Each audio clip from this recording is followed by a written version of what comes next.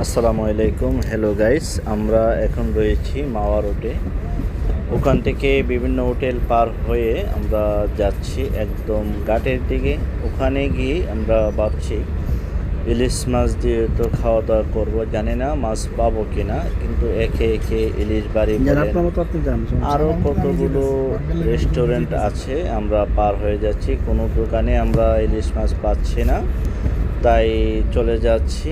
অনেকে রিকোয়েস্ট করলেও কিন্তু আসলে আপনার ইলিশ মাছের কোনো নেই। তারপরে আপনার শখের হাড়িতে গেলাম, শখের হাড়িতে ইলিশ মাছ নেই।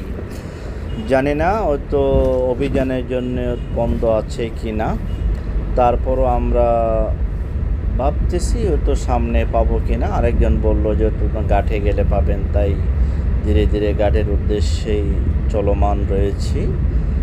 দেখতে দেখতে ওখানে যতগুলো রেস্টুরেন্ট রয়েছে, আপনার নীলা হোটেল, তারপরে আপনার এখানকার হোটেলগুলো মানে প্রত্যেকটা হোটেলেই করেছি। তারপর আপনার গেলাম, আপনার মাঠের দিকে চলে গেলাম। তারপর ওখানে দেখেন বিভিন্ন রকমের খেলার আয়োজন রয়েছে, দোলনা, তারপরে বিভিন্ন রকমের পাখি।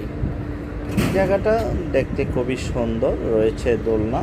অনেক মানুষের তো দোলনায় ছড়ে, কিন্তু আমি যাইনি। তারপর ঘুরে ঘুরে দেখতে দেখতে এক সময় কেমন জানি মনে হলো যে আমাকে একটু পেশ করি।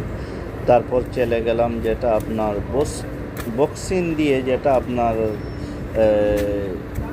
শরীরের যেমন যেটা বোঝা যায়, আপনার শক্তি অনুমান করা যেটা বলা হয়, এটা জানি না যার যে ভাষায় বলা হয়। আমি তো যেটা আমার ভাষায় আমি বললাম শক্তি পরীক্ষা।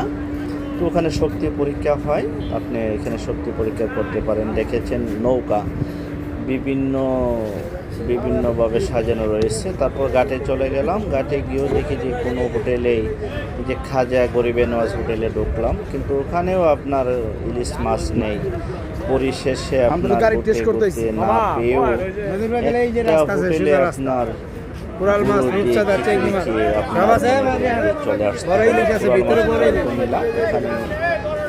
মোটামুটি স্বাদ পাইনি কোরাল মাছে। আপনার কাঁকড়াগুলো জানি না।